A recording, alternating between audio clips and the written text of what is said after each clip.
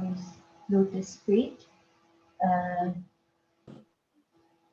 Samiji and Yuvacharyiji as well.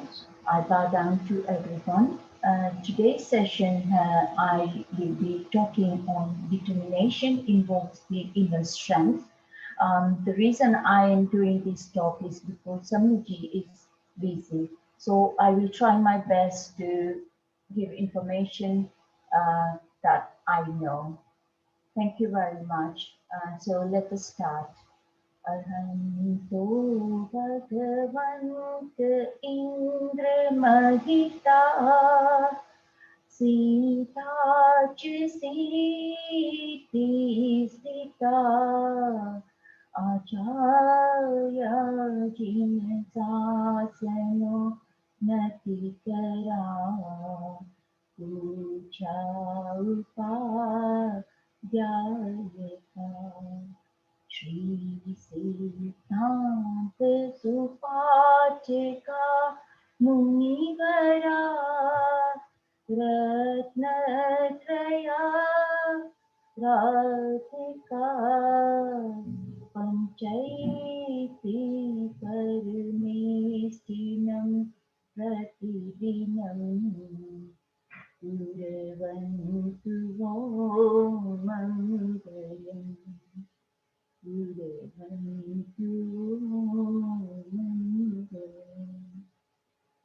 Jai Jinendra and Pranam. So, as I said, I will start my talk with a little story that I know. So, before I start, I would like you all to, just for 1 minute, if you can think about this question. There's no need to provide your response.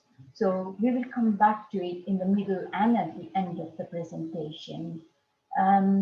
So the question I want you to think is, do you think you are guardian or orphan? Now the words can be sanat or anat.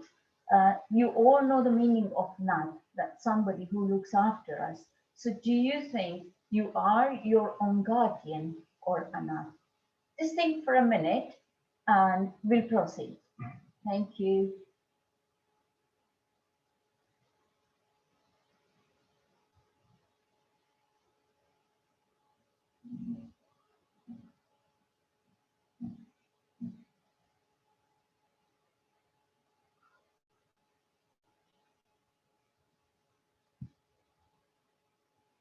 Hopefully you have all thought about it. Now I will proceed further on my presentation.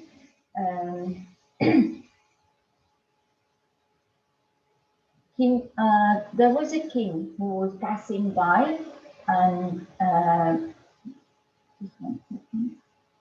there was a king who was passing by from a beautiful garden, and he saw this very young Muni who was meditating, and he was very anxious. So he got off his horse, and he thought, he looks very young, and how come he has renounced the world? And his curiosity increased, although he was a bit reluctant, thinking that how can I disturb his meditation? But his curiosity took over his reluctance, and then he got down from the horse and he went to Muni. As usual, he did his pranam, he bowed down to Muni, and he asked, "Oh Muni, how come at such a young age you have renounced and you have chosen this spiritual path?" And then the Muni says, okay, it's fine, you disturbed me. There's no need to apologize. I was miserable. I was helpless, orphan. Therefore, I decided to ask Bhagwan Mahavir to ordain me into his son. Now, the king thought to himself, of course, he did not say anything to Muni, and he said, I was shocked to hear that such a royal looking person was actually an orphan. Quite frankly, I did not believe him. I assumed that the helpless orphan would look different. His face his face will reveal his hardships and ordeals. This young man, on the other hand, looked very poised, calm, as if he brought up with and as if that he was brought up with lots of love and care and the culture in a royal or at least a well-off family. This boy could not be an orphan. Definitely, King had thought that way. Now, so he then tells the Muniraj that Muniraj, I find it difficult to believe of what you are saying. I don't think you are an orphan. In my case, being an orphan does not mean that no one can help you. You have to become a monk. Come with me. You don't need to become a monk. Come with me. I will be your guardian and see that my wealth fulfills your wishes. The monk said, excuse me, but you are too an orphan. How can orphan become guardian? Sometimes there's a lot of difference between the language and the things that we speak. Our inner feelings, our vow, always do not come out in our language. So here we can see the Muni was thinking something different and the king was also thinking something different. So the king was, by saying this, the king was taken back a little bit, but he was still very polite. And he said, perhaps you do not know who I am. I'm an emperor Srenik of Magad. I have the fortunes and riches of the world. How dare you call me an orphan? The monk was calm and composed. He said, I am sorry, my dear Emperor, but you misunderstood me. Perhaps my understanding of these two terms are different to yours. Raja Srenik asked to explain the meaning of these two terms. So then this young Muni Maharaja says, I was born into a very wealthy family. I was married. I had parents, I had my wife, and I had my sisters and brothers and everyone. But one day, suddenly, I had a real pain in my eyes, and they were all standing by me, and nobody could help me with my pain. Of course, they called all the doctors, all the wives, whatever was possible, because they were rich enough to pay everybody, but nobody could cure my pain. And that point, I realized that I was truly an orphan. The money of my parents or my richness didn't help me. A true guardian would have guarded and shielded me under all circumstances from this such a pain, but that did not happen, and that's what I realized. And for Muniraj continued, then he remembered that I a sermon by Bhagwan Mahavir in which he explained the spiritual meaning of the terms orphan and guardian. In that sermon, Bhagwan said, our body and our soul are two different entities. The body reacts to external events by generating responses such as pain and pleasure. However, the soul wants and can be trained to be aloof to, to these responses. I feel soul is mere observance of these responses. It does not experience or feel pain or pleasure. I thought about this sermon almost all night, and Munira decided that, okay, if I survive this night and if I wake up, get better, then in the morning I will renounce the world. So that determination with that determination, he gets, when he wakes up in the morning, he feels so much better. And then when he got up, the pain was gone. So he concluded that that was the result of his awakening to the reality of his soul. So then he, as you can see in the picture, he declares that he would like to renounce the world. Of course, you can see his family members didn't want to do that, but he was so determined because over the night he thought about it and he realized that I can only look after my soul. Nobody else can do it when it comes to it. So he was so determined and he renounces.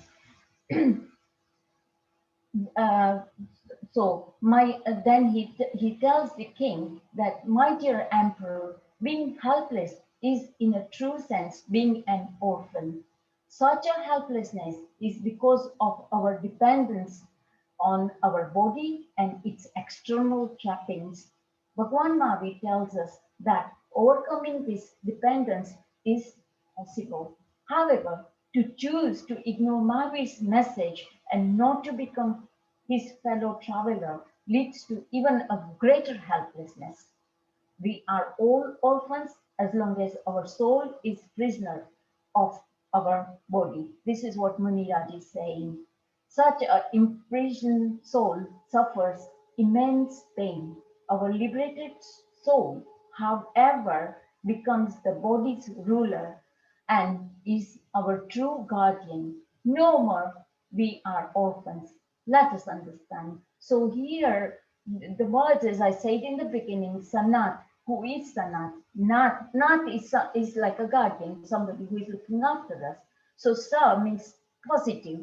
So somebody who has those who can protect themselves as well as others are called Sanat. And Anat, means no, that is negative. Those who neither can protect themselves nor others and cannot get rid of grief either. So, what is the remedy, do you think? If one feels himself or herself like an orphan, that nothing or no one from this samsara will help me to get rid of my pain or grief. Then contemplate on the root that causes karma and its fruits. So that can be the remedy. We have to think, we have to sit and think that what is this causing, and then obviously, as it is said by all our Bhagwan and Acharya and everybody, that it is down to all our karmas that we suffer.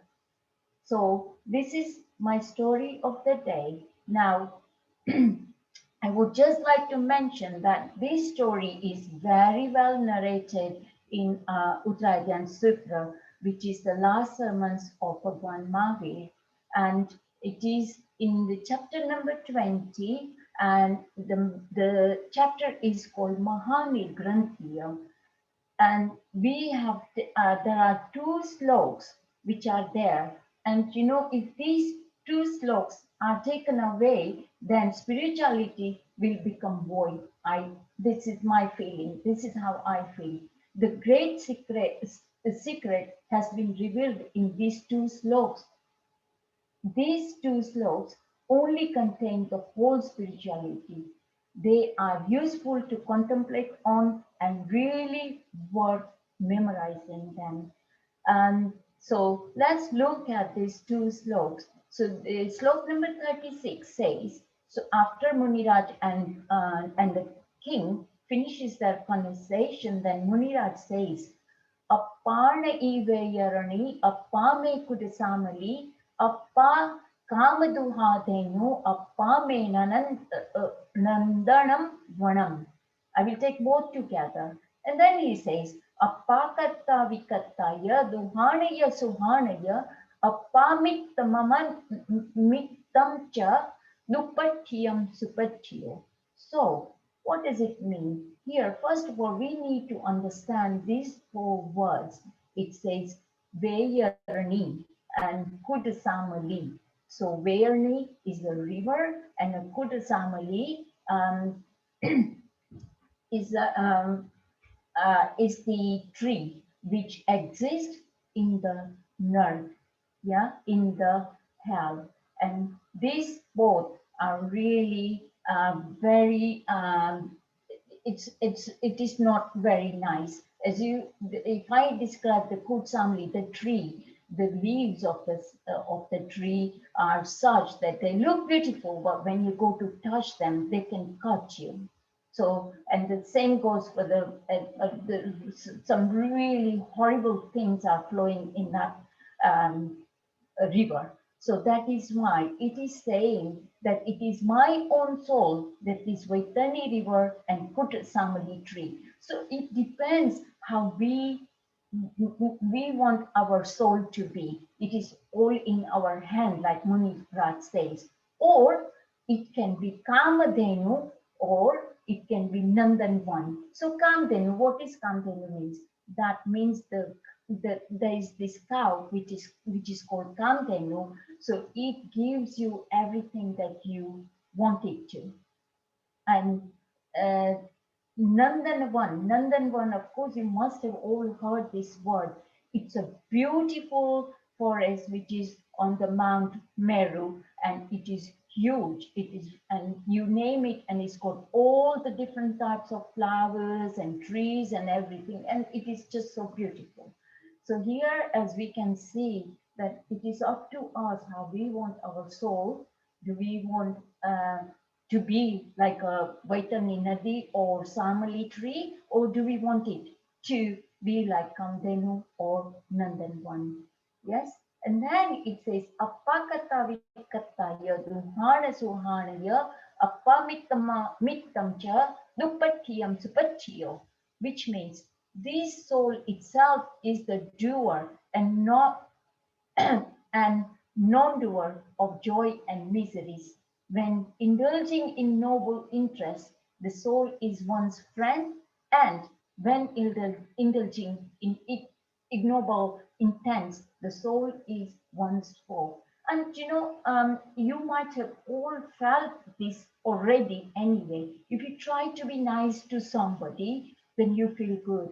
If you are horrible to somebody, you deep down, even though if you admit it or not, but you are always going to feel sorry. It is, I think the example I would like to give is when you do that little tilak with chandan, the chandan goes onto your finger first, then it goes onto onto somebody's head or even your head. So it is, if you do good, you are going to feel good within you before somebody else feels good. Okay, so that's what I think. And so until Muniraj said this to Raja Shrenik, he was following the Buddhism, but until he met this Anaki Muni, he was following Buddhism, but he was so encouraged by this Muni that he accepted Jain Dharma since. And then he was so impressed with their Guru and Dharma that he bound Tirthankar Gotra Karma, and he is going to be the first in Tirthankar in coming ascending time cycle with, with the name of Padmanabh. Now, there are other things that I would like to share that whenever we are really uh, puzzled with what to do, the deeper we go within ourselves, I'm sure we always find a way out. That is why I have given the title to my talk, that the more contemplation you do, you always come out with a better thoughts. Yeah, and then you will always find the solution to the problem. Okay. And the other thing I would like to mention, that if we are like, both when they were talking, Muniraj was right in saying that he himself was Anath, and even the king was Anath. Sorry, and the king king also wanted to know about it. So here we can say that Jainism always talks about Anekantvad. And as you can see, how polite they both were to each other, that they were both ready to understand each other. So that is another thing that comes out. And then as I as Jainism always stresses a lot of stress on to take vows, and as you can see that he took a vow that he wanted to renounce, and he found his solution. So vows are so important in Jainism. See, our Bhagavan Mahavir never says you bow down to me, do this, do that. He always wanted to say, always, if you are if you want to find solution to, if you want to go progress ahead in your spiritual life, then of course taking vows can help you in all the way. And then so, so there are so once you take those vows, then you are your own guardian. That is what it's very important, that you take some sort of vow. You want to proceed on this spirituality, and then it comes. Yeah. So and also, like I said, you are ready to understand other people as well, and that takes you further as well.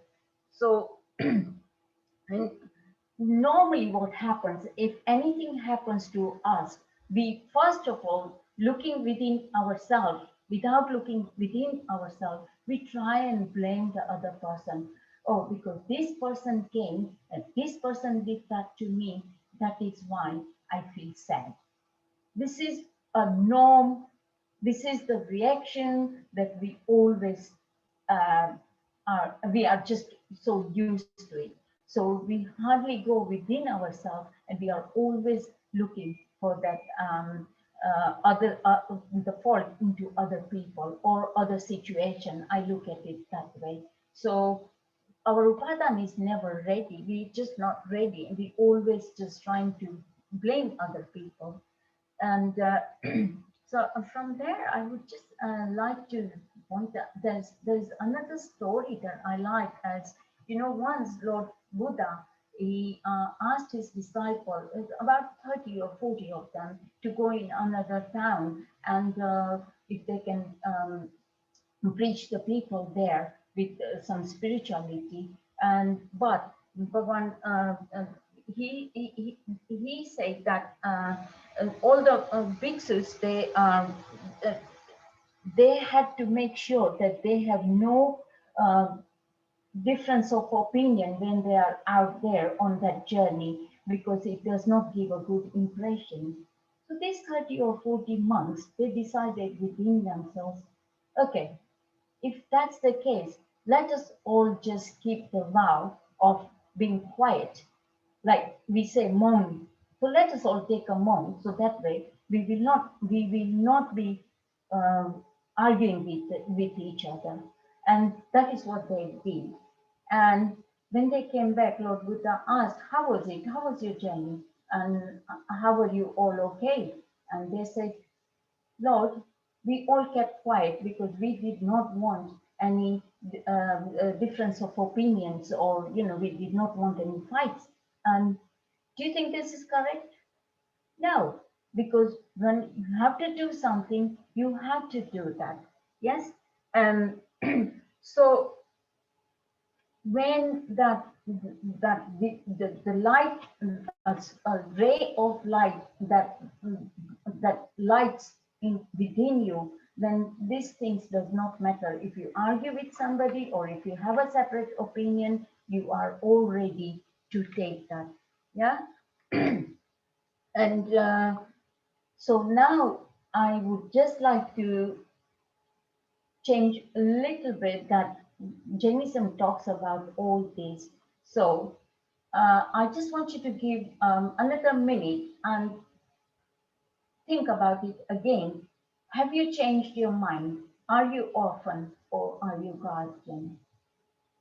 Just give you a minute to think, and then we'll proceed further.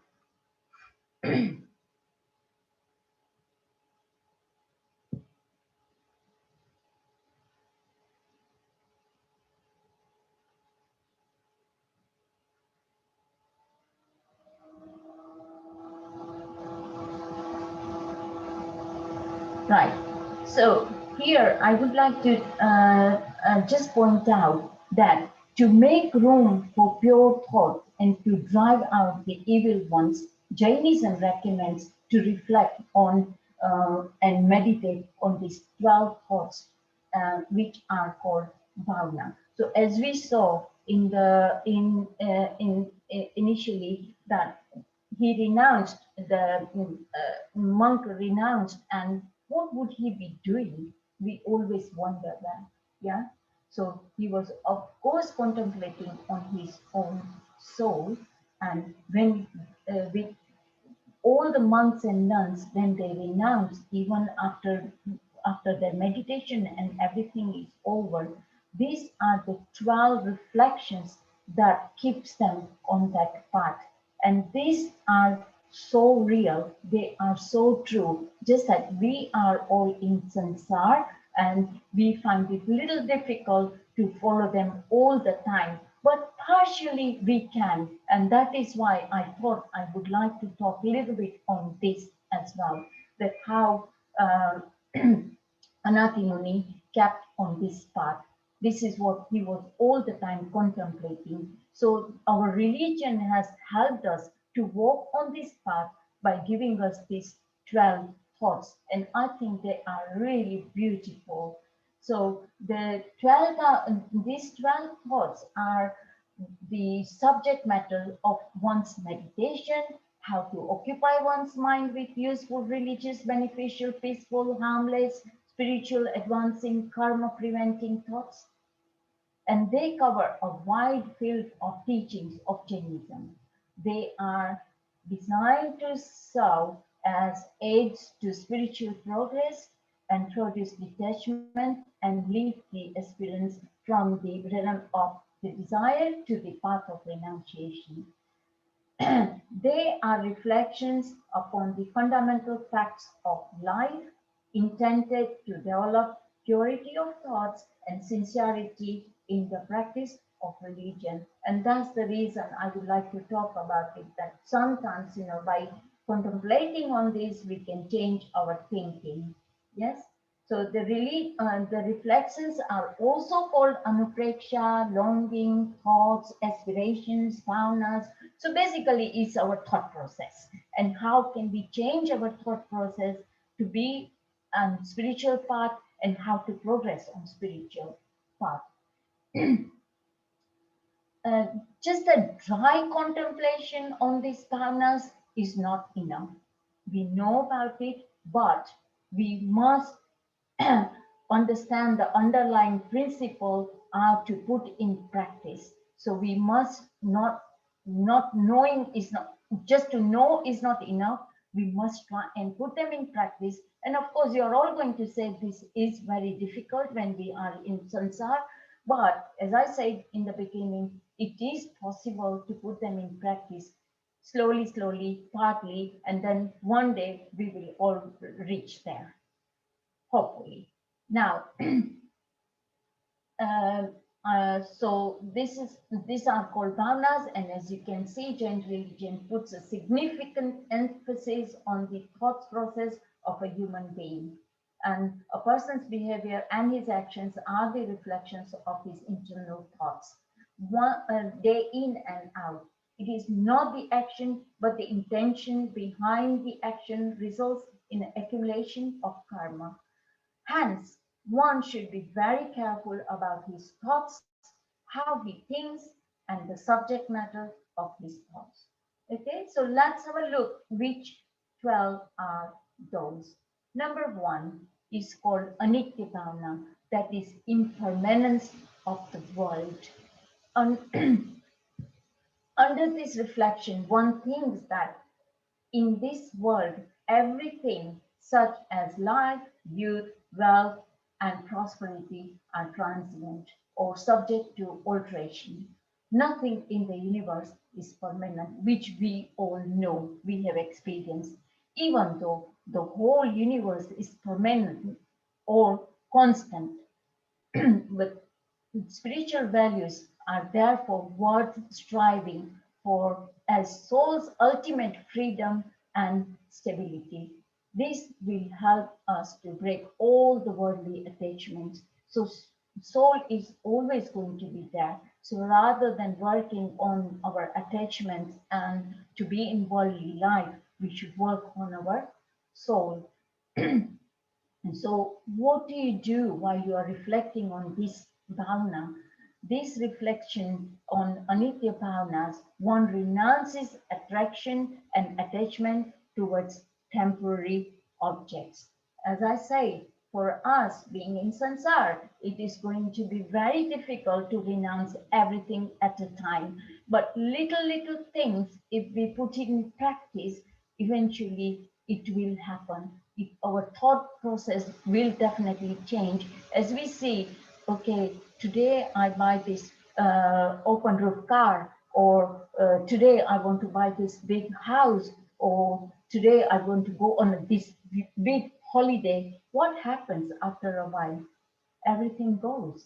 It doesn't remain with us, does it? So really, on working so hard at all these temporary things, if we work towards our soul a little bit, then it will take us there, as soul is always going to remain there. And so the biggest mistake one makes, that he sees all the things that are permanent as uh, uh, that are not permanent as permanent. This is our problem. Yeah, there is nothing wrong in working towards the necessity. As I say, work towards the necessity is, of course, even our first Tirthankar says that we must work for our necessity. Yes, but the problem we have is we get attached to this, and that is the biggest problem. So everything, yes, we need to live our life, and to make our life easy, we need to work at some things, but our focus sometimes just changes and it goes totally onto that instead of soul. And this is where the problem is. So by reflecting on impermanence of the worldly things, it will bring us near to our soul. And there is I would quickly point out one example that I came across. There was this beggar. He was sleeping under the tree, and he saw a dream that in the dream he thought, oh, he is he is so rich. He has become a king, and he has got all the things in his that he wanted. Now he was so happy during that night, during this the dream. Then the whole night went by, and he was happy ever. And then in the morning, when he wakes up, he sees himself under the tree with his one little thing that he was carrying. I think our life is the same. And I just thought that, we are like acting on a big screen at the moment, but and at that time we forget what we are.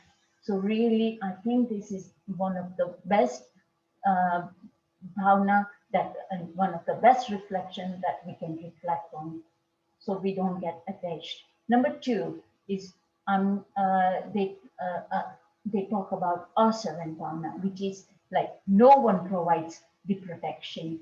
We have to take shelter in our own self. And we saw this from the story that we looked at, that Anathi Muni, he realized himself that nobody was at his sharan. So that is asara. Nobody could help him. His family, his wife, he had a beautiful wife who was looking after, but even she couldn't help. Even the parents' money couldn't help. And so that is why it is called asaran, that we don't know protection. One has to provide their own protection. So under this reflection, one thinks that he is helpless against death, old age, and disease. This is all going to come to us. The only way he can conquer the death, disease, is by destroying all his karmas.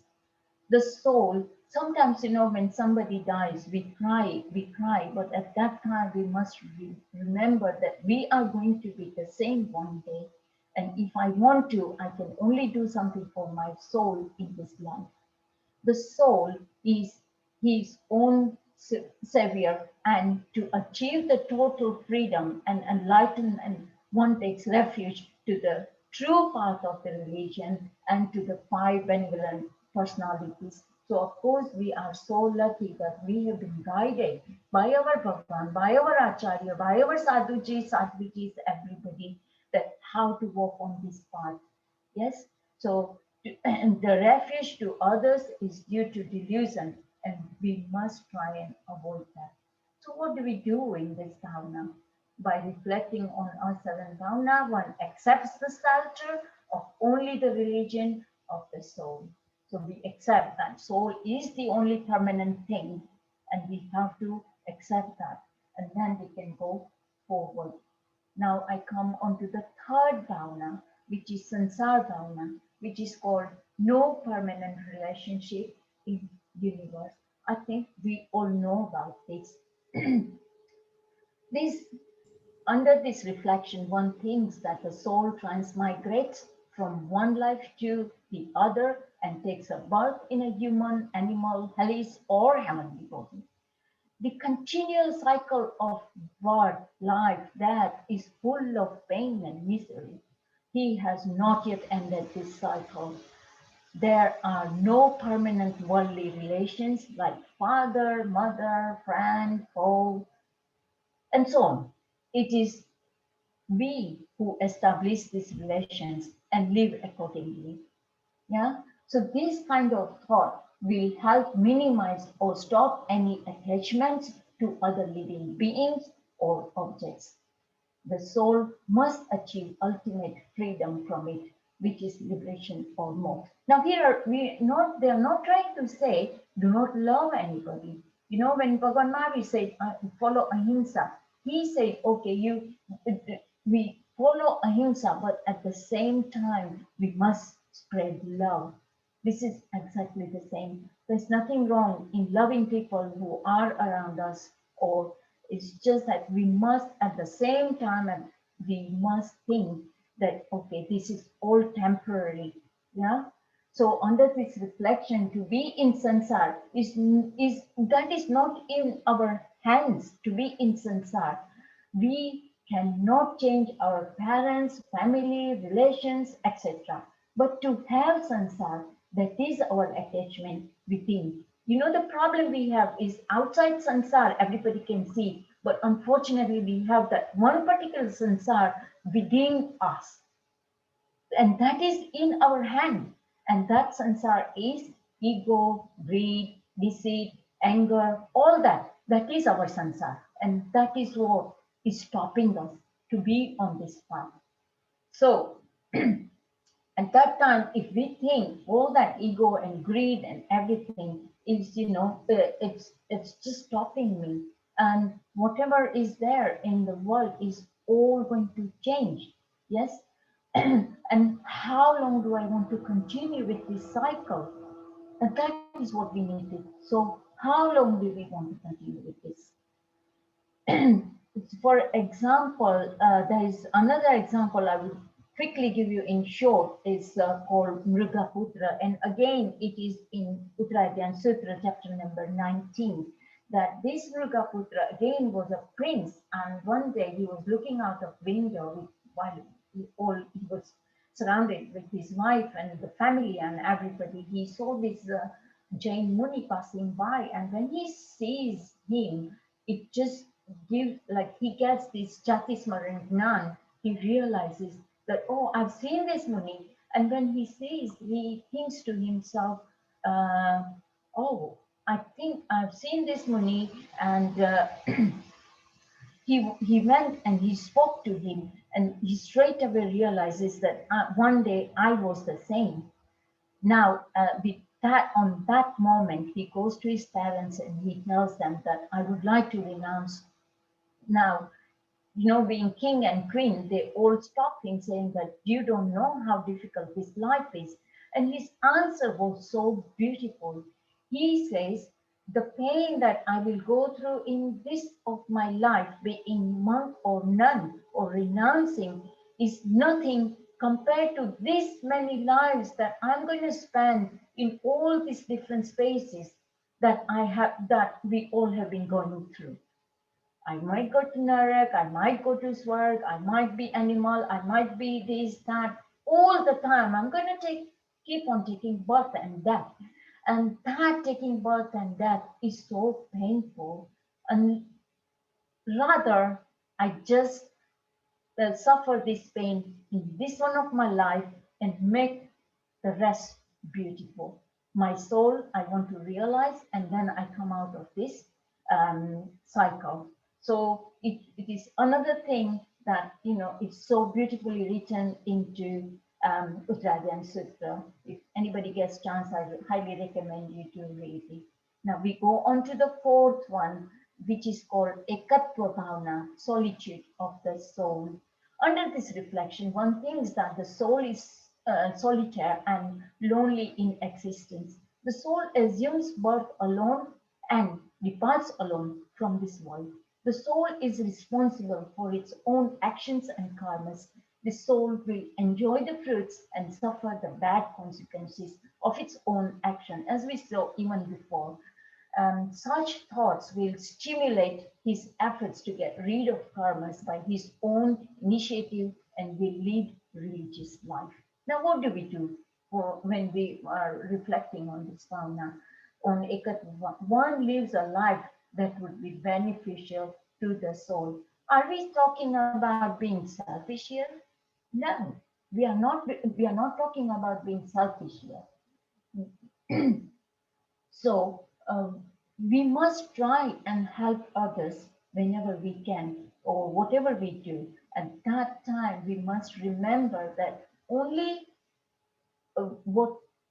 whatever good I can do for my soul is only me. Nobody else can do that for me.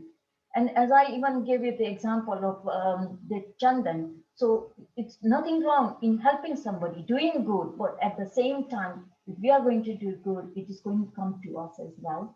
So there's nothing wrong, and we can also take this in a little different way, that ekatva bhavana. So why don't we, like, if we get together with the same minded people, then we can progress further on our spiritual journey. Yeah. So I would say, yes, we must help others at the same time, and having the thought that whatever I am going to do is only me who can do for my own soul. Now we go on to the fifth one, which is anyatva bhavana, which is separateness. Under this reflection, one thinks that the one's own soul is separate from any other objects or living beings of the world. Even his physical body is also not his. At the time of death, the soul leaves the body behind, and the body is matter, while the soul is consciousness. The soul, therefore, should not develop attachment for worldly objects, other living beings, or to his physical body. He should not allow himself to be controlled by desires, greed, and urges of his own physical body. So, what do we do in this bhavana? By reflecting on Anyatva Bhavana, one gives up attachment to the body and realizes the soul. Again, I would give the example of Bharat Chakravarti, who probably all of you know about, that when he goes into his big hole, and which is surrounded with big mirrors, and he sees this ring on his finger, and as soon as it falls down, he just realizes that how can other things beautify me? It is not right. So then, of course, I'm just saying this example in short because we got to be within the time, but it is another beautiful example of this reflection.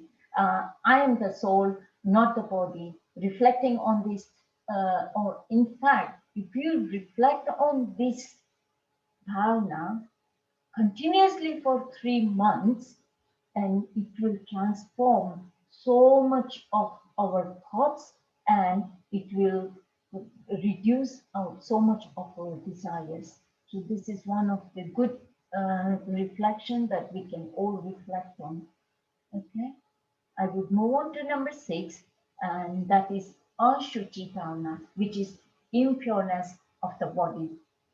We all know under our skin everything is so filthy. Under this reflection, one thinks about the constituent elements of one's body. It is made of impure things like blood, bones, flesh, etc. It also generates impure things like perspiration, urine, and stool. Now, the soul, which resides within this body, remains unattached to the body. The soul is alone pure and liberated. The body ultimately becomes non existent, but the soul is eternal. Therefore, emotional attachments to the body is useless. Now think about it. How much time some people or we spend looking after our body, even though it is perishable. It is not going to be with us in all our lives. Yes, I'm not saying here not to look after your body. You need to be healthy to progress on a spiritual path. But when we overdo it, we spend hours and hours, months and months to uh, look after our body. And that is what it's trying to say, that we, it is important that we pay that much attention to our soul rather than our body. So gives a we are, it's like, you know, we are always concentrating onto our five this whatever our body needs, but we don't concentrate what our soul needs. So again, here I would give the example of Sanat Kumar Chakravarti. He looked very handsome, and they came to see him because all the devas in the heaven were really praising his beauty. And after having, and he said, he said to all the devas, "Oh wait, I look even more smarter and beautiful after I have bath." And he goes and have bath, and at that time he speaks, and the devas can see so much. He had so many wrong things in his body. Yeah. So this bhavana reduces the difference between uch and low caste as well. That we see some people at a higher level and some at the lower level, but there's no need. Everybody has the same body. Yeah. So that also, it also helps us to be same to everybody. Because although the body is impure, that remember that exists the pure soul. So work on that instead of the body. Yeah. And you know, if we want to smell a beautiful rose, we need to ignore the thorns around it. Now I can see somebody raised the hand. Do you want to ask the question, Bansibai? Bansibai, please I ask your can, question. yes. So, Hinababi Omaram, I was just saying that we should have a few minutes for questions because, Yes, so when is that question time? I will do it at the end if you don't mind. I mean, I don't mind now as well, but let's just finish it and then we can do it. Is that correct? Well, Is we don't have much time. We're finishing at 12, yeah, so you only have 10 more minutes. Oh, right. Okay. So let's start taking the questions, as I think most of the people do know about these reflections. If there is time left, I'll finish it. But at least, and they are more or less very similar things. So yes, can I have your question, please, Bansibai? Well, I had a couple of questions, but That's fine. the first one I had was you mentioned somewhere that we should control our thoughts because they give rise to karma. Yeah? Jainism attributes thoughts Yes. or karma arises from thought. So can you go a little bit deeper into where the thought arises from? Because is it arising as a result of karma? Where does it arise from? Well, if there are two things that we can talk about. Because we are in sansar, most of the time our thoughts do arise from our mind. Okay, so and what we normally do is we listen to our mind and we react straight away. Okay, so that is why it said, you know, in the story, Anakimuni goes much deeper down when he was in pain. If it was me, I would just react, oh God, I'm in pain, nobody is helping me, nobody is doing anything, and I would straight away react to it because I am reacting from my mind. But the thoughts has to go a little deeper. It has to reach to our soul. And you know, I don't have it now, but I have a beautiful picture of it that most of the time people start reacting when the thought comes from their mind rather than from their soul. And so So yes, I do agree with you. Our thoughts do come from our past karmas, but if we want to progress, we've got to give it a time and go a little deeper within ourselves. Is that answering your question? yeah, it's a chicken and egg situation as far as I can see, and maybe there's some element of control that the sages are saying that we have, but I personally do not know because I really am not that deep in this. The second thing you mentioned was about love, Mm-hmm. and you said that we should give love. Okay. And my question was that if we do give love, and the love in that situation is basically by helping the other person, is I think what you said somewhere Yes. later on. Mm-hmm. Mm-hmm. Um, does that not create karma? And my question was, where is the balance between creation of karma and Yes. um, uh, living our life whereby we want to eliminate karmas? Yes. Very good question. So we have to look at where we are at the moment. You know, it's what I'm trying to say is that we are at a level whereby we should do at least good. If we can't do bad, we should do at least good. Eventually, we need to give up on this as well. That is why I'm saying that while we can, if we spread the love, then our inner soul becomes purer and purer. As I said, when you spread the love, you within yourself, you do feel good. Yeah. So that is why I said the level we are all at, we mustn't stop doing good things. But of course, from Jainism point of view, one day that has to be stopped as well because we are binding karma by doing good things. But when we reach to that level, does that answer your question? Yeah, I think what you're saying is essentially the first step is to do good, and then eventually we will have to give it up. But it's kind of a staged process. Totally correct. Yeah. The final question, I think there'll be others who will want to have questions. My final question was about, you mentioned uh, everything is impermanent here, but the universe is permanent. Yes. And I get confused there because Hinduism, I think, says that nothing is permanent, not even the universe is permanent. So who is right, who is wrong? I mean, maybe I don't know the answer to that.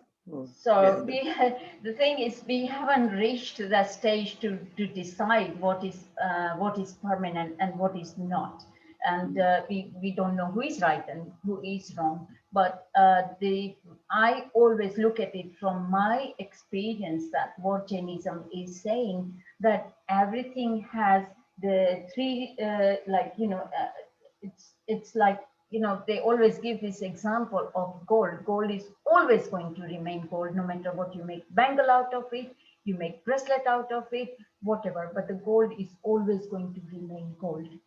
Yeah. And with our experiences in day-to-day life, I think you will see this more and more. Now Hinduism is saying this all because for them the creation of the universe is done by this one superpower. Yeah. And then they think that when that superpower wants, then he can just destroy everything again. I we I don't think I have not reached the stage to answer this one of your question, but I always look at the things where it is a little difficult for me. I just like today what I need, is it there or not? Is enough for me to progress on this? So I just go by that. So I'm not here to say who is right or who is wrong, because I've not reached that stage yet. Okay.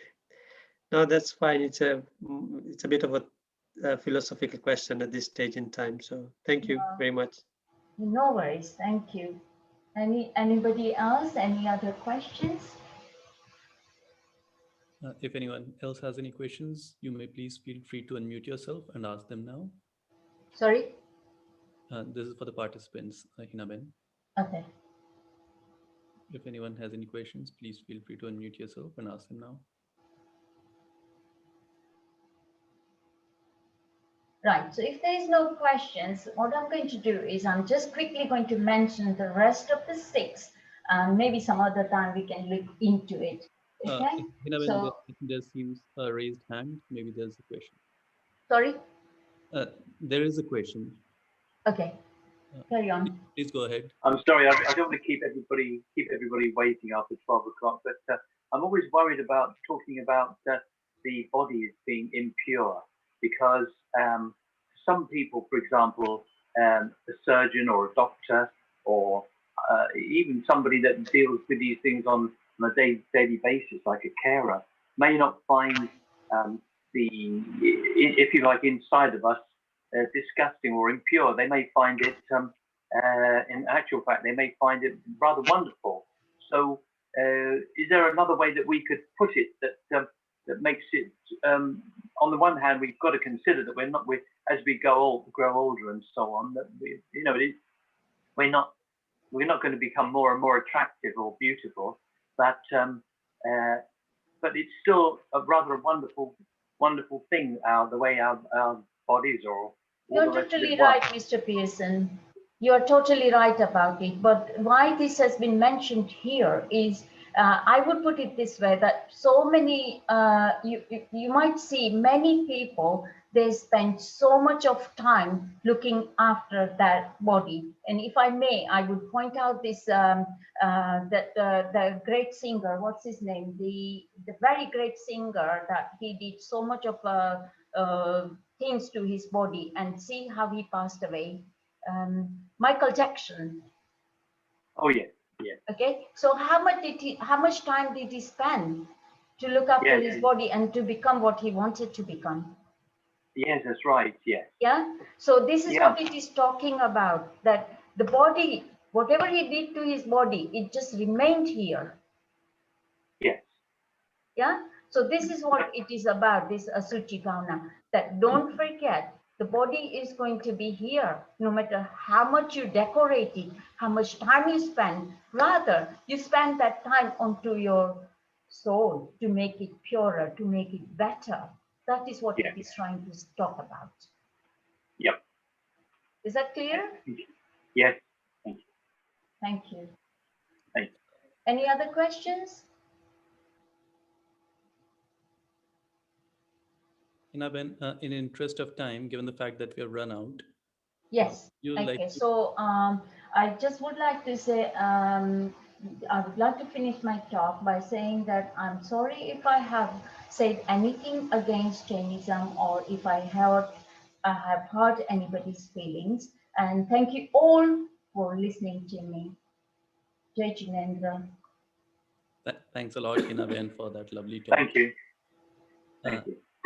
At this point, can I please invite Mr. Hasubhai, Trustee JVB London, to please come ahead and thank Hinaben for the lovely talk that she has given today. I bow down to the Chovis Tirthankars, His Holiness Acharya Mashamanji, Vandamino Swami Samaniji, brothers and sisters, Om Ram. We have been blessed with the holy feet of respected Samanijis, Pratibha Pragyaji and Swaran Pragyaji. Hope everyone has thoroughly enjoyed today's Hinaben's talk, and in a very short time, she has managed to prepare the whole talk about soul, and obviously We are sorry that she could not finish the whole talk, but obviously we'll invite her again to complete the rest of her talk. We have, I mean, it was a great inspirational talk. There were quite a lot of few questions were answered, and the whole thing boils down to the soul. How you're going to look after your soul that remains here. The body is just an instrument that we are all decorated with. The soul is covered with the soul. So I hope everybody has gained something out of this talk, and obviously we will continue, and hopefully Hinaben will pursue it further and finish her talk. So there are few announcements I would like to say. It's one of the census day that everybody is aware of it. If anybody has not received the form, please apply online. And there is a question about religion. So we are trying to, on that question, put others and put Jain. It's very important that everybody fills in this census form. So as a Jain, we are recognized, and we will have a tick box next year or the following year where we need 50,000 signatures to be recognized as Jain, and that's going to be giving a lot of benefit to the Jain community as a whole in the public services and all the other things that I think I already posted in the JVB group that's going to be beneficial to us. So if anybody has any questions or they have not received any forms or something, please let us know, let JVB committee know, and we will guide you how to fill in these forms. So I think that's about it. And then we have numerous programs continuing in the week. And if anybody wants to join database or WhatsApp group, please message us, and then we will need your name, email ID, and address so that we can join you on the WhatsApp group, so that you receive all the updates, what JVB is doing, doing all the programs and everything. Omaram. Thank you, Papi. Omar. Thank you, Subhai. Thanks a lot, Hinaben. Thanks for guiding us today. You're welcome. Just that I didn't mean to finish everything. I just thought that I will give you some examples and talk about it. So thank you. Thank you all.